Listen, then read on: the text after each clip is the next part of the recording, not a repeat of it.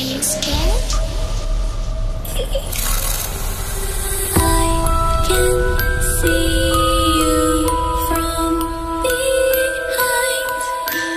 You can hear me in your mind. Run so fast as you can go. Time will catch you before you know. Assalamualaikum warahmatullahi wabarakatuh. Saat ini Akang beserta dengan semua kru sedang berada di sebuah gunung yang biasa disebut dengan nama Gunung Kirisik atau Pasir Kirisik. Nah, tepat di lokasi Akang berdiri ini merupakan gerbang atau portal gaib, portal dimensi yang membatasi antara dimensi manusia dan dimensi goib atau dimensinya para jin. Dan cirinya sendiri merupakan sebuah pohon yang biasa kita sebut pohon benda, tumbuh berdampingan. Inilah pohon yang usianya sudah ratusan tahun, bahkan sudah sebesar ini sebelum manusia naik ke lokasi Gunung Kirisik. Dan tujuan utama kita adalah puncak Gunung Kirisik ini sendiri, yang merupakan tempat keramat yang biasa dikunjungi dan diziarahi oleh orang-orang yang mencari kekayaan instan atau pesugihan.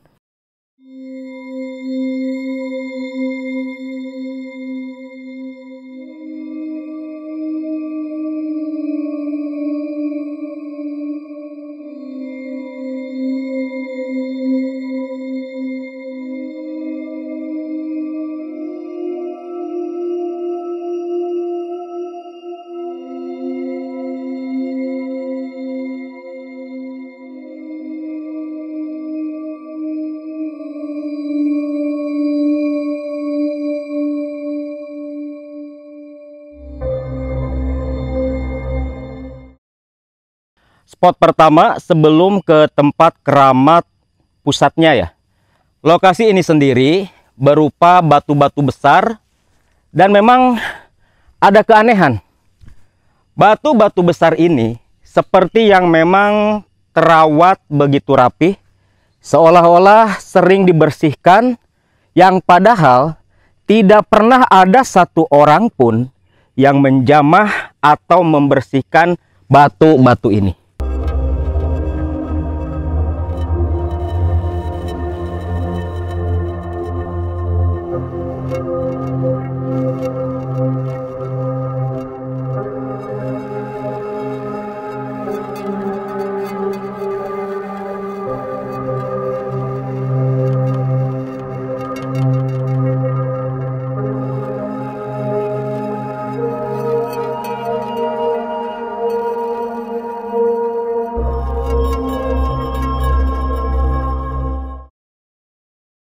Sebentar lagi kita sampai.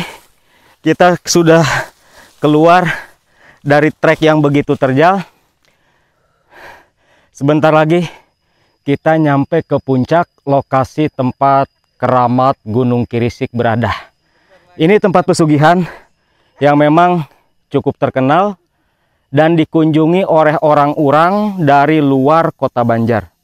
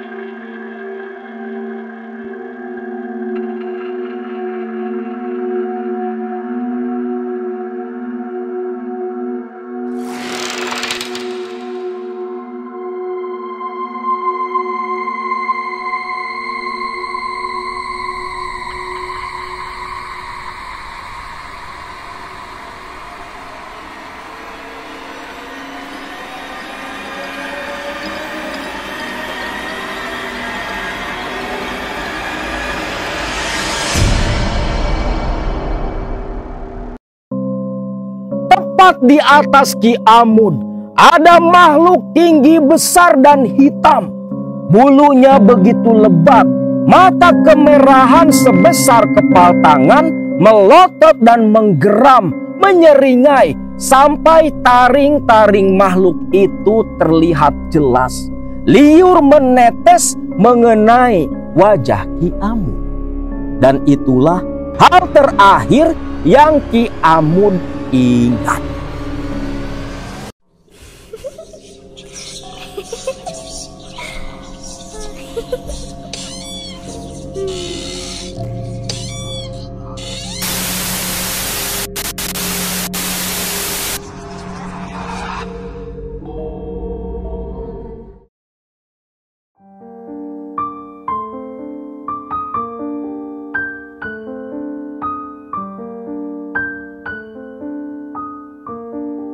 Saat ini Akang berada di suatu tempat yang merupakan tempat keramat yang disebut dengan Keramat Gunung Kirisik.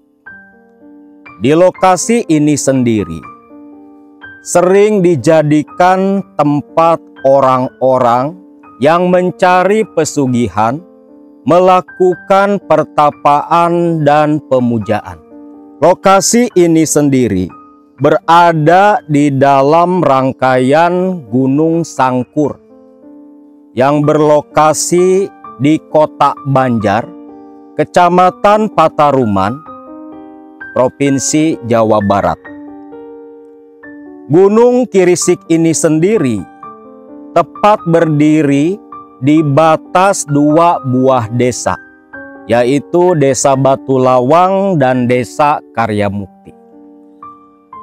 Keramat Gunung Kirisik, tepat lokasi Akang saat ini duduk dan bercerita kepada baraya semua, merupakan sebuah kerajaan jin yang dipimpin dan dikuasai oleh sosok raja bangsa Guriang yang bernama Sang Guru Hyang Permana, di mana dalam legenda yang beredar di masyarakat, Gunung Sangkur ini adalah lokasi tempat persembunyiannya Dayang Sumbi ketika berlari dari kejaran Sang Kuryang, anaknya sendiri yang ingin menikahinya.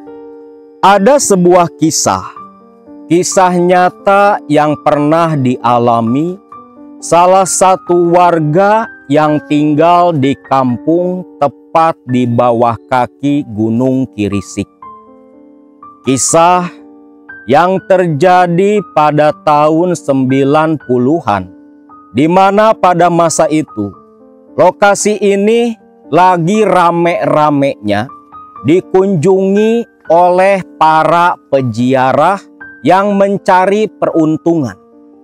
Dari mulai yang mencari nomor sampai yang memang sengaja mencari dan memuja pesugihan untuk mendapatkan harta kekayaan secara instan.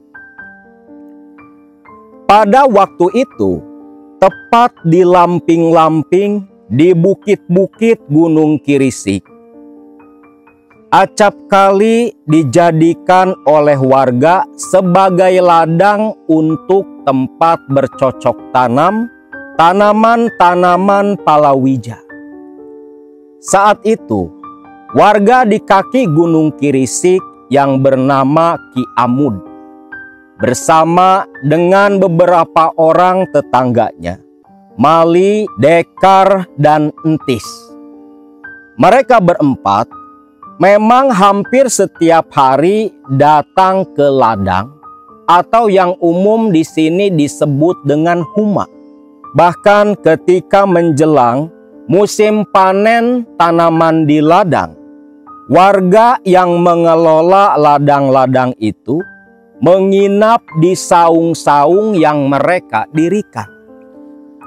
Waktu itu, sekitar jam 10 siang, Ki Amud bersama 3 orang tetangganya ini berjalan bersama menuju ke Huma yang memang lokasinya begitu berdekatan.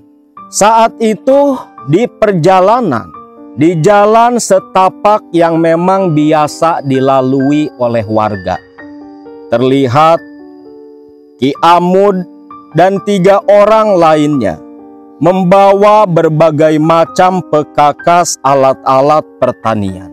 Saat itu mereka berniat menginap karena tinggal 1 bulan lagi tanaman singkong dan jagung akan mereka panen. Bahkan dari rumah mereka sudah membawa perbekalan untuk tinggal di Huma selama 1 minggu lamanya. Ketika mereka tiba di saung tempat mereka menginap, Ki Amud, Mali, Dekar, dan Entis mulai mengeluarkan perbekalan yang mereka bawa. Saat itu Entis berkata, "Ki, kayaknya lebih enak kalau kita ngeliwatnya di dekat keramat Batu Kirisik, Ki. Tempatnya kan adem. Di sana juga banyak batu-batu yang bisa kita jadikan untuk alas duduk," ucap Entis saat itu. Ki Amud pun terdiam. Ngomong-ngomong, sekarang di Kirisik ada yang ziarah enggak ya? Ucap Ki Amud. Nah itu Ki, makanya biar sekalian aja kita ngecek ke sana. Kalau ada yang ziarah, ada yang tapa, kita usir aja Ki. Tuman, tempat kita, kampung kita dijadikan oleh orang-orang luar sebagai tempat pesugihan, ucap Mali menimpali saat itu. Ki Amud pun akhirnya setuju. Pekakas pun untuk memasak mereka bawa. Air dan sebagainya langsung diteng-teng menuju ke lokasi yang memang biasa digunakan untuk ngaliwet. Singkat cerita, tak butuh waktu lama mereka berempat sudah sampai di lokasi. Beras yang sudah dicuci dimasukkan ke dalam katel, lalu mereka pun mulai memasak nasi. Sambil memasak nasi, Entis ditugaskan oleh Ki Amud untuk mengintip dan mengecek ke lokasi keramat Batu Kirisik. Entis pun pergi sendiri. Tak ada rasa takut buat mereka, karena Batu Kirisik ini sudah seperti taman bermain dari semenjak mereka remaja. Entis berjalan sendirian di jalanan setapak, menembus semak belukar, rumpun-rumpun bambu rinjing yang begitu lebat, begitu rapat, sampai Entis sendiri harus merangkak karena tak mungkin berjalan sambil berdiri. Sekitar beberapa puluh meter menuju ke keramat Batu Kirisik, Entis mencium aroma kemenyan. Lah, ini kayaknya ada orang yang lagi ziarah nih. Tak salah lagi, asap kemenyan ini pasti dari lokasi tempat keramat, pikir Entis waktu itu. Entis pun terus merangkak mendekat, naik ke puncak.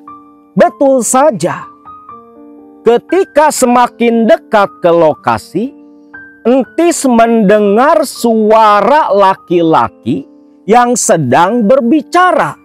Suara 2 orang laki-laki itu, salah satunya seperti Entis kenal. Entis pun berjalan mendekat berusaha menguping pembicaraan 2 orang itu. Ketika memfokuskan pendengarannya, benar nih, tak salah lagi. Ini suaranya si Abah Juhari.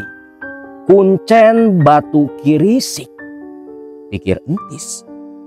Entis pun merangkak mendekat ingin memastikan. Mengintip dari balik sebuah pohon besar, nyatalah terlihat dua orang laki-laki sedang duduk berhadap-hadapan. Si lelaki yang sepertinya merupakan peziarah, dia berkata ke Abah Juhari, "Bah, apa benar hanya cukup bertapa di tempat ini saya bisa jadi kaya raya, Bah?" "Betul, betul Ujang. Di tempat ini, tempat kekuasaannya Prabu Sang Guru Hyang Permana bisa mengabulkan apapun yang Ujang minta.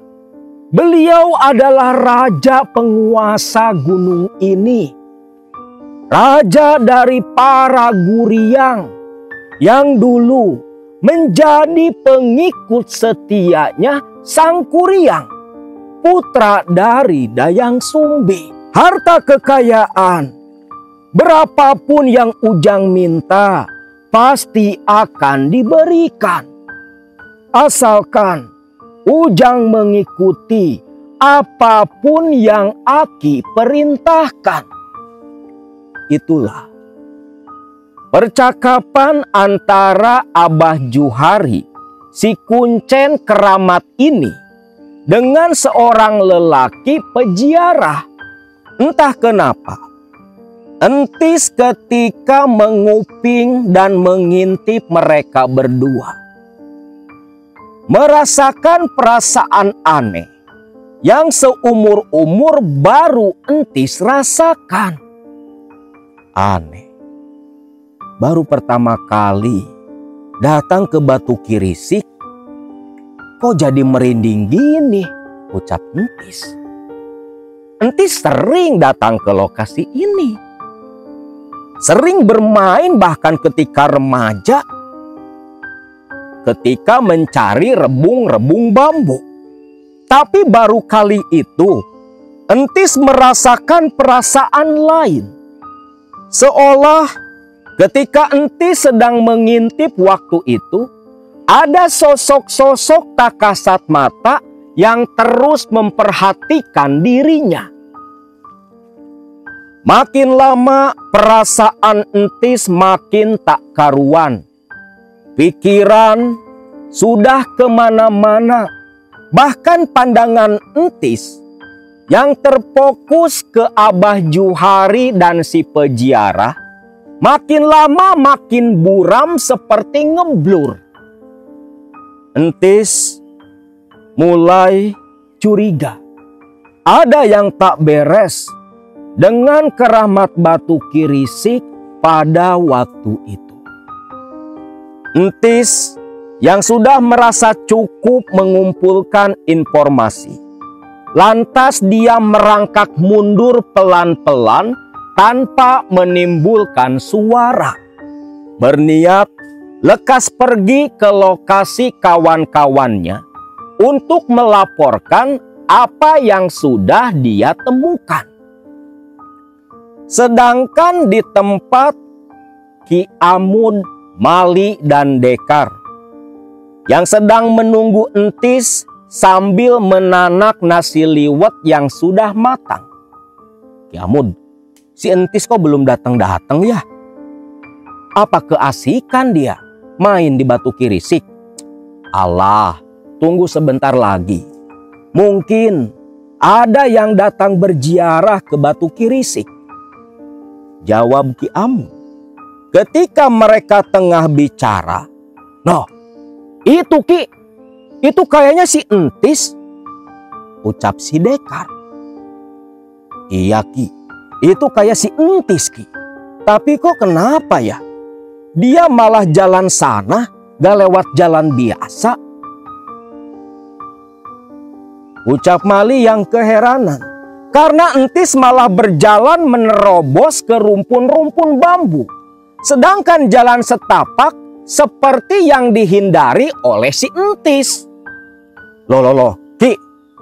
Itu si Entis mau kemana? Itu di bawah kan jurang, Ki. Astagfirullahaladzim. Kayaknya ada yang tak beres sama si Entis. Ki Amud pun lantas berdiri. Tis, mau kemana? Woi, Entis. Teriak Ki Amud yang khawatir. Entis malah terus berjalan menerobos rumpun-rumpun bambu rinjing yang di depannya merupakan jurang. Dekar yang khawatir, dia pun berlari menuju ke si Entis yang malah berdiri seperti orang kebingungan. Mali sendiri pun heran, kenapa Entis seperti yang tidak mendengar suara teriakan mereka. Lalu Ki Amud menyuruh Mali untuk menyusul si Dekar. Khawatir terjadi sesuatu. Karena Ki Amud dalam batinnya merasakan perasaan lain. Mali pun menurut. Dan betul saja, ketika Dekar dan Mali tepat berada di belakang Entis, pandangan Entis begitu kosong, seperti tak ada kehidupan. Bahkan ditepuk-tepuk pundaknya, diguncang tubuhnya, Entis tak merespon sama sekali. Ki Amud, ini si Entis kenapa, Ki? Bawa si Entis ke sini, teriak Ki Amud. Lalu Entis pun dituntun secara paksa oleh dua kawannya. Setelah sampai di tempat Ki Amud berdiri, gak salah lagi. Ini si Entis sepertinya kesambet, ucap Ki Amud. Yang langsung mengambil air putih, membaca-baca seperti jangjawokan. Lalu air yang sudah dijampe oleh Ki Amud dibalurkan tepat di wajah Entis. Ketika diusap ketiga kalinya oleh air jampe, Entis pun langsung tersadar.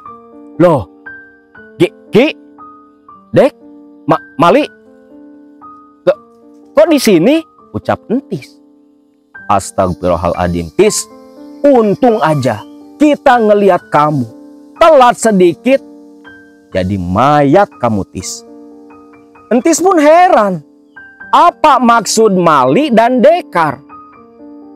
Lalu Mali dan Dekar cerita perihal Entis yang jalan terus ke bawah menuju ke jurang di antara rumpun-rumpun bambu. Mendengar itu, Entis pun kebingungan. Karena seingat dirinya, Entis berjalan di jalan setapak, namun tiba-tiba ingatannya gelap. Dan ketika ingatan gelap Entis itulah, tepat Dekar dan Mali datang mendekat ke arah Entis. Entis pun cerita apa yang dia alami ketika mengintip di lokasi keramat ini. Mendengar ada yang bertapa. Bahkan Abah Juhari si juru kunci ada di lokasi juga. Kurang ajar si Juhari. Kurang ajar dia. Selalu saja dari dulu membawa orang-orang yang tersesat datang ke tempat ini. Padahal lokasi ini warisan leluhur kita, malah disalahgunakan oleh mereka. Ucap Ki Amud dengan nada yang begitu geram. Dekar dan Mali pun hanya mengangguk saja. Sedangkan Entis hanya terdiam menyandar di sebuah batu. Singkat cerita, mereka pun mulai menikmati nasi liwet yang sudah cukup dingin. Mereka berempat makan begitu lahap. Ketika nasi di atas daun sudah habis, Mali yang masih begitu lapar, dengan seenak jidatnya langsung mengambil nasi liwet dari katel. Ketika tangan Mali mengambil nasi, Ki Amud langsung menepuk tangan Mali. Mali, Pak Mali, jangan makan nasi liwet langsung ditodong kayak gitu. Lah, emang kenapa Ki? Pak Mali, di tempat kayak gini, kalau makan seperti itu, nanti akan ada yang datang. Allah Ki, masa siang hari bolong gini ada yang gituan sih Ki? Gak mungkin ucap Mali. Ya sudahlah, terserah kamu. Tapi kalau ada apa-apa, Aki tak tanggung jawab. Kamu Mali, dibilangin sama orang tua, malah seperti itu. Ucap Ki Amud yang cukup kesal. Baru saja selesai Ki Amud berbicara seperti itu, tiba-tiba langsung terdengar suara auman seekor harimau. Mali, Dekar, dan Entis terperanjat kaget, mereka bertiga terdiam. Tuh, Aki bilang juga apa?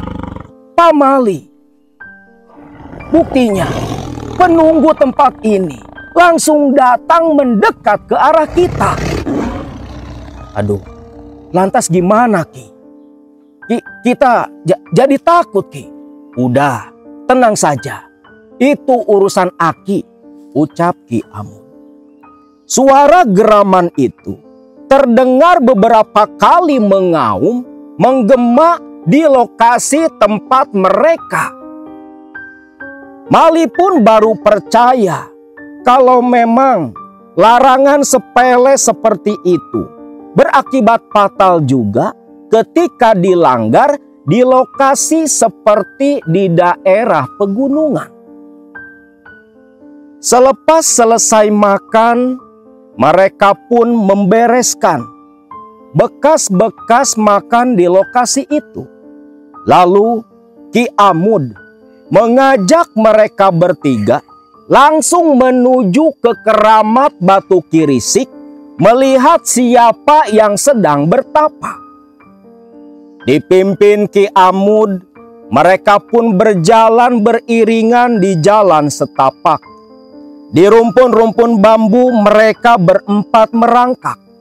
Dan ketika sampai di lokasi keramat Batu Kirisik, terlihatlah seorang laki-laki sedang duduk bersila menghadap batu ini.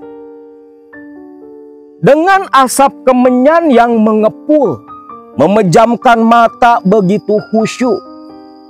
Entah apa yang sedang dia lakukan, namun Ki Amud yakin orang yang sedang bertapa itu pasti sedang meminta pesugihan ke penguasa lokasi keramat ini.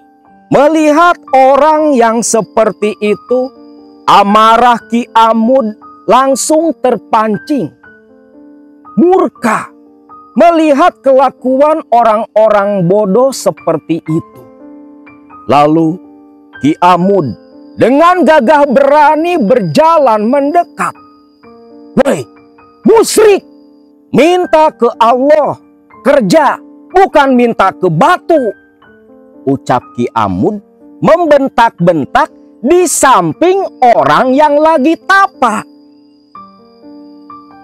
Tapi si orang yang tapa ini mungkin menganggap kalau bentakan Ki Amud itu bentuk ujian dari penghuni lokasi keramat ini. Dia tetap anteng memejamkan mata, tak menggubris bentakan-bentakan dari Ki Amud. Ingin rasanya Ki Amud memukul, menendang orang bodoh itu. Tapi rasa kasihannya muncul juga. Aduh, kalau ditendang kasihan juga. Anak orang gak tahu juga datang dari mana. Aduh, nih gimana caranya biar nih orang berhenti dari tapaknya, pikir Ki Amud.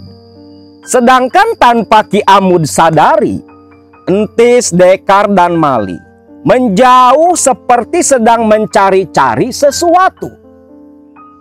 Ketika mereka bertiga kembali ke Ki Amud, tanpa berbicara apa-apa, Entis, Dekar, dan Mali melemparkan batu tepat ke orang yang sedang duduk bersila. Dilempar batu sedemikian rupa sampai batu sebesar genggaman tangan tepat mengenai kepala. Aneh, orang yang tapa itu seperti yang tidak merasakan apapun. Mali sampai geleng-geleng kepala. Ki, kok bisa sih Ki? Dilempar batu kok tetap diem Ki? Ya wajar, mungkin dia menganggap kita bangsa siluman yang lagi ngegoda biar gagal tapa. Sudahlah, Aki ada cara lain, ucap Ki Amud.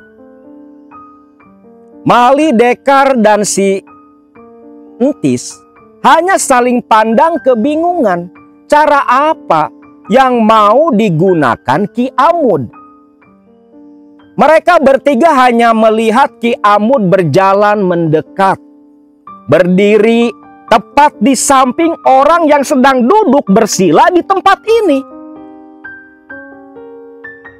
Dek, itu Ki Amud mau ngapain malah berdiri di situ? Udahlah, kita lihat aja apa yang mau dilakuin sama Ki Amud. Lalu terlihat Ki Amud yang hanya senyum-senyum penuh arti. Dan dalam sekejap mata, Ki Amud malah membuka tali kolornya.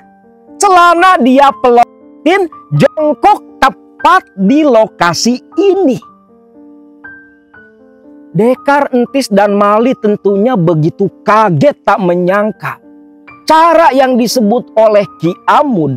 Ternyata Ki Amud berak tepat di depan orang yang sedang duduk bertapa. Kop, hakan sia, ucap Ki Amud sambil tertawa. Entis, Mali, dan Dekar pun tak kuat lagi. Sambil memegang perut, mereka bertiga tertawa terpingkal-pingkal melihat Ki Amud berak di depan orang tapa tepat di antara sesaji yang tertata.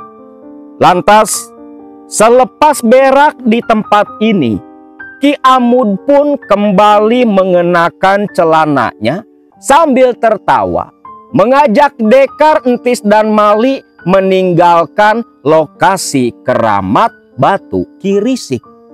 Udah yuk, kita pulang. Biarin aja tuh orang. Bau-bau dah tuh, ucap Ki Amud. Namun ketika Entis yang berjalan paling belakang menuruni lokasi tempat keramat ini menuju ke saung ladang tempat mereka menginap, Entis merasakan ada yang aneh. Seolah ketika mereka berjalan beriringan, ada yang mengikuti dari arah belakang. Sepanjang turun ke ladang, Entis selalu mencium aroma yang aneh. Antara bau kemenyan, bau bangkai, bau amis bercampur menjadi satu. Entis pun tak berbicara karena dia mendengar jelas seperti ada langkah kaki yang mengikuti dari arah belakang dirinya. Ki Amud yang merasa heran karena tak mendengar Entis dari tadi. Dia pun menoleh. Tis, kenapa dari tadi kamu diam aja? Entis gak jawab, hanya menggelengkan kepala sambil memberi isyarat mata. Ki Amud yang paham, dia pun mukanya terlihat tegang. Lalu Ki Amud kembali mengajak mereka lekas-lekas ke ladang. Sesampainya di saung, Entis pun ditanya oleh Ki Amud. Entis cerita, dia merasa mencium dan mendengar hal-hal aneh ketika mereka pulang dari keramat Kirisik. Lantas Mali dan Dekar yang bingung pun bertanya, emangnya ada apa Ki? Kok Aki juga kelihatan mukanya seperti orang takut, kayak yang tegang gitu Ki? Ada apa Ki? Ki Amud pun berbicara, Kalau sekelebat tadi dia melihat sosok seperti makhluk tinggi besar, hitam, berkelebat di antara sela-sela pepohonan di belakang rombongan mereka. Dekar dan Mali jadi takut. Mereka tak berani bertanya lagi. Suasana di saung pun berubah menjadi sunyi. Selepas itu, seiring berjalannya waktu, tepat masuk ke waktu maghrib, Ki Amud merasakan ada yang tak beres dengan badannya. Di luar terasa panas, di dalam dia begitu menggigil kedinginan. Bahkan Dekar, Mali dan Entis begitu khawatir karena melihat tubuh Ki Amud yang menggigil seperti meriang, wajahnya begitu pucat. Ki, Aki teh sakit. Sebaiknya pulang aja, Ki. Kita tak usah menginap malam ini, ucap Entis. Aduh, gak tahu kenapa nih.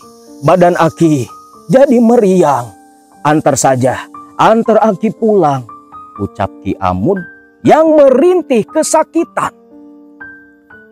Lalu akhirnya mereka bertiga pun membereskan barang-barang di saung dan bersama-sama malam itu turun dari bukit Gunung Kirisik kembali pulang ke pekampungan karena khawatir kondisi Ki Amud makin memburuk. Singkatnya, sampailah mereka berempat di pekampungan, langsung menuju ke rumah Ki Amud.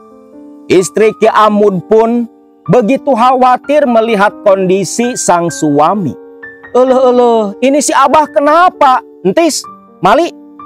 Gak tahu nih, si Abah teh mendadak sakit kayak gini. Makanya kita bawa pulang. Nuhun atuh, mudah-mudahan aja si Abah teh gak kenapa-napa. Yang langsung Ki Amud dibawa masuk dan ditidurkan di dalam kamar. Sedangkan Mali, Dekar, dan Entis pamitan pulang.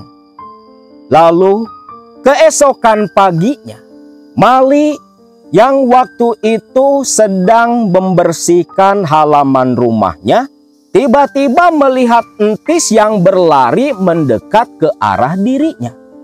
Loh, Tis, mau kemana? Sengaja mau ke Kang Mali. Itu loh Kang, Ki Amud sakit parah. Lah, sakit parah? Sakit apa? Bukannya cuman meriang? Gak tahu. Perutnya malah membuncit. Kita lihat saja. Saya juga dapat kabar dari si Dekar. Lalu Mali yang penasaran bersama dengan Entis langsung menuju ke rumah Ki Amud. Betapa kagetnya mereka berdua. Di rumah Ki Amud sudah banyak tetangga yang menengok. Loh, ini Ki Amud kenapa, Tis? Gak tahu. Kayaknya penyakit Ki Amud begitu parah. Begitu mereka masuk ke rumah, langsung mendengar Ki Amud yang berteriak kesakitan.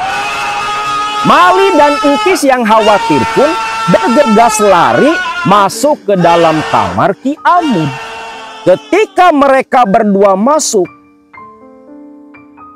Mali dan Entis hanya melongo tak percaya melihat sosok Ki Amud yang terbaring lemah sambil merintih-rintih kesakitan memegangi perutnya yang sudah membesar begitu rupa.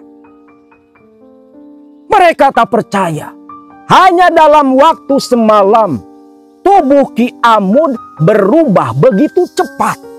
Istri Ki Amud menangis di samping sang suami. Si Dekar sendiri hanya diam memperhatikan. Pandangan Dekar terfokus ke perut buncit Ki Amud karena di permukaan perut Ki Amud seperti ada benda yang bergerak-gerak. Mali dan Entis langsung tersadar dari keterkejutannya. Dia pun mendekat. Ini si Aki teh kenapa? Sambil menangis, Istri Ki Amud pun menjawab, "Gak tahu, Nini juga bingung. Tadi subuh si Aki kondisinya sudah seperti ini." Mali dan Entis hanya saling pandang keheranan. Lalu Entis pun berkata, "Ya sudah nih, begini saja. Kita bawa saja Ki Amud ke puskesmas biar diperiksa. Soalnya aneh nih, kemarin saja perut Ki Amud masih kempes, masih ceking. Kok bisa jadi buncit kayak gini?"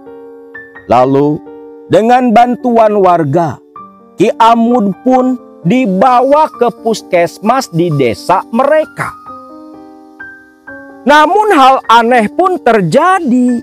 Ketika Ki Amud diperiksa, dokter yang menangani waktu itu begitu kebingungan karena tak terdeteksi penyakit apapun di tubuh Ki Amud, dan dokter hanya memberi obat pereda rasa nyeri saja karena nggak tahu penyakit apa yang menimpa Ki Amud. Dekar, Mali, dan Entis yang mengantar waktu itu berbicara sambil berbisik-bisik di luar ruang perawatan. Dek, gak salah lagi. Ini pasti ada hubungannya dengan kejadian kemarin. Ini pasti gara-gara Ki Amud berak di tempat keramat. Bisa jadi, bisa jadi. Ini pasti gara-gara kejadian kemarin. Tapi bagaimana kita membantu Ki Amud? Ucap Entis yang bingung juga. Ditambah begitu kasihan melihat kondisi Ki Amud. Singkat cerita, Ki Amud pun kembali dibawa pulang ke rumah. Setibanya di rumah, Ki Amud langsung tertidur begitu pula setelah meminum obat dari puskesmas. Walau perutnya masih begitu buncit dan yang bergerak-gerak di permukaan perut masih terlihat begitu nyata. Mali dan dua kawannya tak langsung pulang. Mereka tetap tinggal di rumah Ki Amud menemani istri Ki Amud itu. Mereka bertiga khawatir dengan kondisi Ki Amud yang begitu semakin memburuk dari waktu ke waktu. Lantas, sore harinya, Entis yang sudah tak tahan mengusulkan ke istri Ki Amud untuk meminta tolong ke orang pintar. Karena mereka yakin yang menimpa Ki Amud ada hubungannya dengan kelakuan Ki Amud di Keramat Batu Kirisik. Pergilah si Dekar ke rumah seorang dukun di kampung mereka. Dekar cerita ke dukun itu apa yang terjadi kepada Ki Amud. Dari si dukun itu pun dibekali sebotol air jampe untuk diminum dan disiramkan ke sekujur tubuh Ki Amud. Hal itu pun Dekar lakukan. Setelah kembali ke rumah Ki Amud, Ki Amud dibangunkan, air diminumkan, sisanya disiram dan dicipratkan ke sekujur tubuh Ki Amud. Namun bukannya membaik, reda atau sembuh, malah Ki Amud berteriak-teriak kesakitan, meronta-ronta dengan mata mendelik ketakutan. Sampai teriakan Ki Amud itu membuat para tetangga semua berdatangan, heran melihat kondisi Ki Amud yang seperti itu. Namun Ki Amud yang meronta-ronta seperti itu akhirnya terdiam sendiri. Dan setelah Ki Amud cukup sadar, Ki Amud pun ditanyai apa yang sebenarnya terjadi kepada Ki Amud. Ki Amud pun cerita kepada Entis, Dekar, Mali, dan tetangga yang ikut nimbrung pada waktu itu.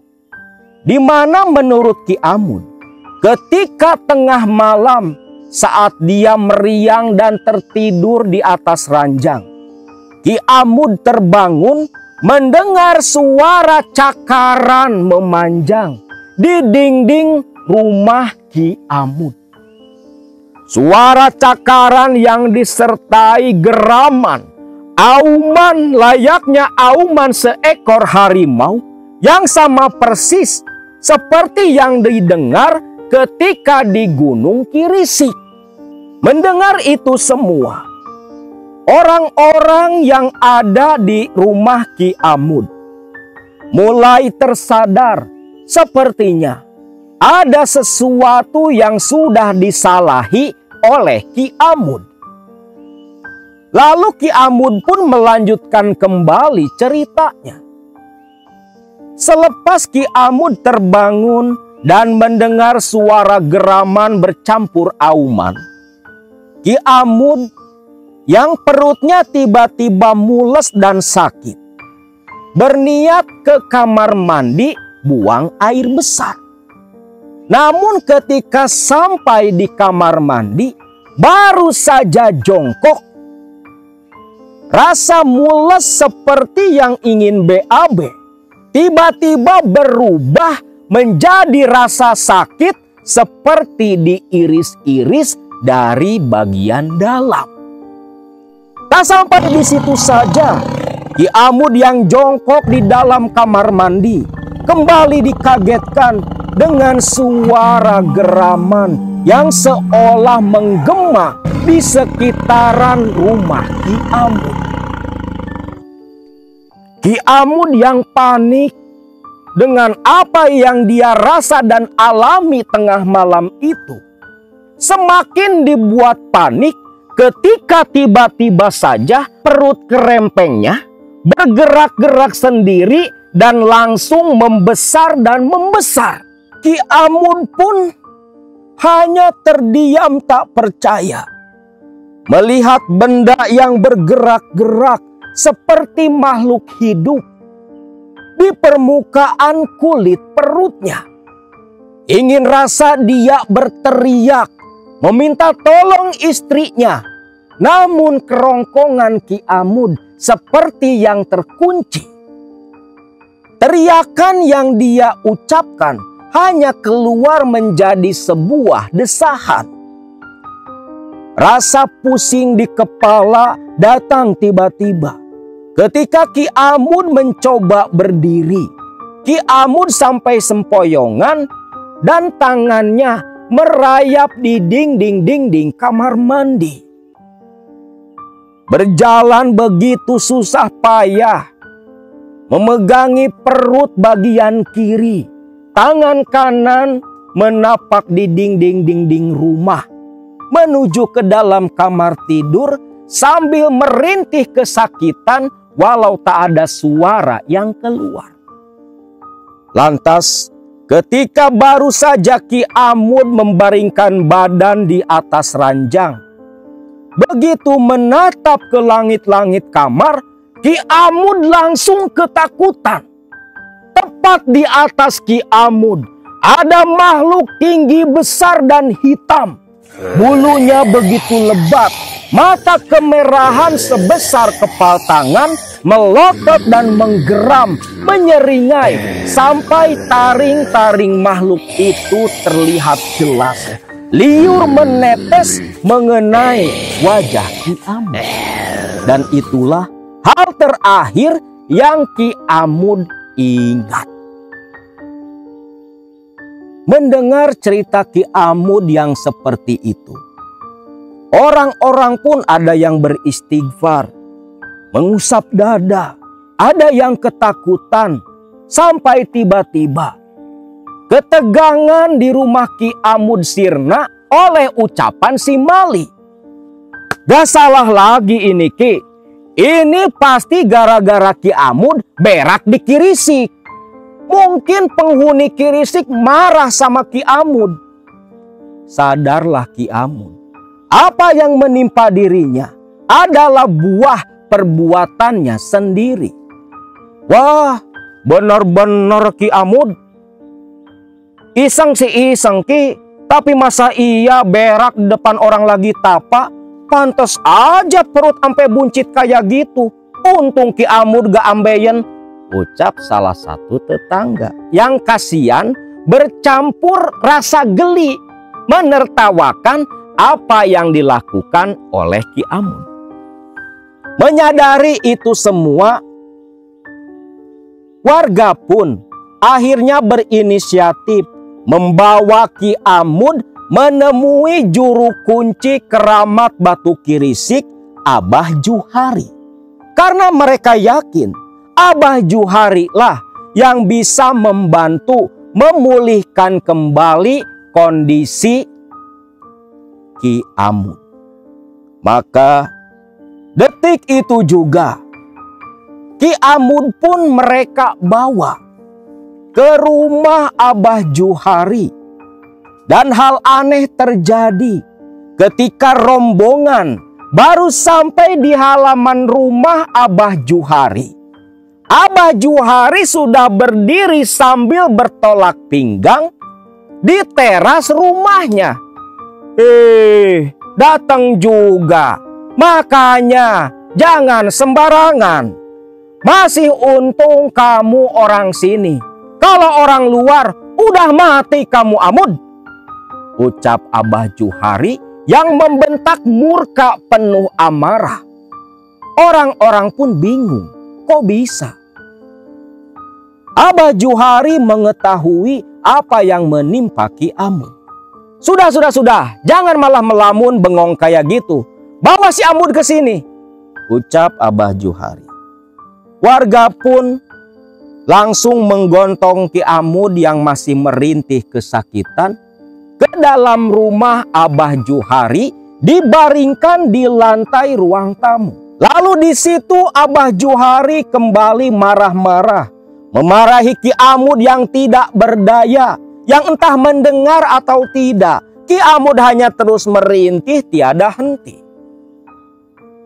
Selepas puas memarahi Ki Amud, Abah Juhari pun langsung meminta Mali dan Sidekar membopong Ki Amud dibawa ke kamar mandi.